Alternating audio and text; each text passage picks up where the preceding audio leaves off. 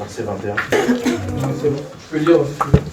Oui, vas-y. Le verset 21, c'est bon. Ouais, le verset 21, je te dirais jusqu'au verset 27. Ok. Matthieu 7, verset 21.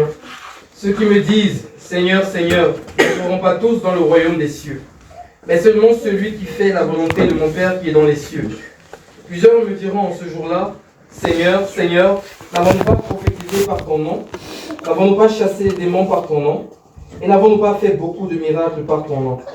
Alors je leur dirai ouvertement, je ne vous ai jamais connu, retirez-vous de moi, vous qui commettez l'iniquité. C'est pourquoi quiconque entend ces paroles que je dis et les met en pratique sera semblable à un homme prudent qui a bâti sa maison sur le roc. La pluie est tombée, les torrents sont venus, les vents ont soufflé et se sont jetés contre cette maison. Elle n'est point tombée parce qu'elle était fondée sur le roc. Mais quiconque entend ces paroles que je dis et ne les met pas en pratique sera semblable à un homme insensé qui a bâti sa maison sur le sable. La pluie est tombée, les torrents sont venus, les vents ont soufflé et ont battu cette maison. Elle est tombée et sa ruine a été grande. Amen. Amen. L'encouragement que je voulais nous donner en cette soirée, c'est sur l'enracinement de notre Seigneur Jésus-Christ. Plus j'avance avec le Seigneur et plus je me rends compte que c'est vraiment les épreuves, c'est vraiment l'adversité qui va révéler où est-ce qu'on est avec Dieu. Lorsqu'on a un travail, on se marie, on a des enfants, quand on fait le nom du Seigneur, ça va.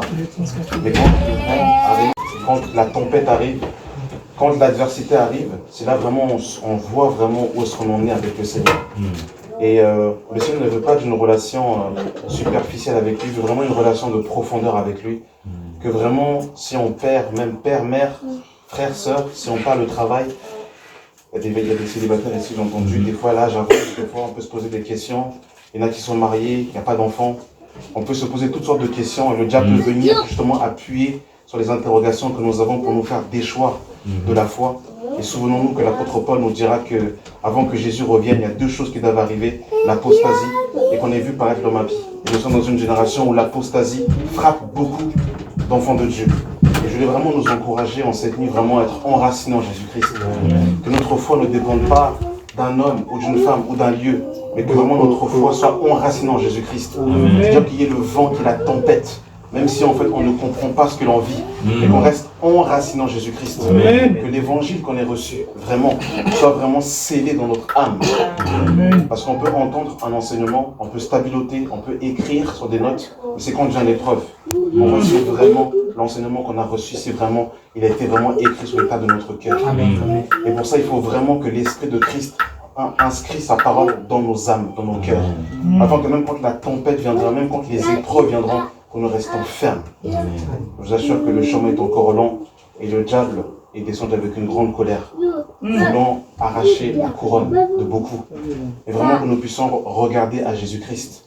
Regarder parce que bientôt nous avons achevé la course. Bientôt nous serons dans la félicité, dans l'éternité avec Yeshua Mashiach. De rester vraiment ferme. Vraiment là, l'encouragement que je peux vraiment nous donner, c'est que notre foi ne dépend pas d'un homme. Que notre foi ne dépend pas d'une femme. Que notre foi ne dépend pas d'un pasteur, d'un prophète, d'un apôtre, mais que notre foi dépend de Yeshua Mashiach. Que notre foi soit enracinée, que ta foi ne dépende pas du mariage, de ton mari, de ta femme ou de tes enfants. Que ta foi dépende exclusivement de celui qui est la tête, Jésus-Christ de Nazareth. Que l'évangile que tu as reçu soit écrit par le doigt du Saint-Esprit sur les tables de ton cœur. Et non sur une intelligence, et non sur une connaissance l'ivresse. Il faut vraiment que lorsque la tempête va venir, parce qu'il y a vraiment une tempête qui va venir, il y a deux vents.